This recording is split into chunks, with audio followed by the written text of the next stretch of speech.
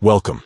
If you're looking to take your Pinterest presence to the next level, switching from a personal account to a business account is a smart move.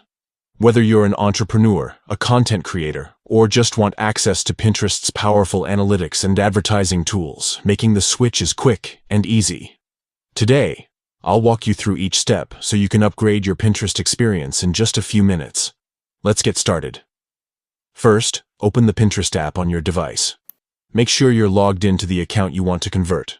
Once you're in, look for your profile icon, usually at the bottom right corner of the screen, and tap it. This will take you to your profile page.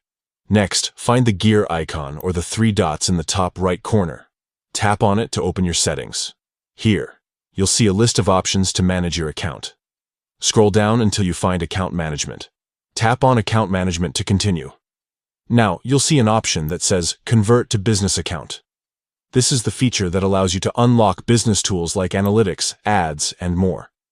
Tap on Convert to Business Account. A new screen will appear, asking you to confirm your choice. Tap Convert Account to proceed. You'll then be prompted to fill in your business details. This might include your business name, website, and a few details about what your business does.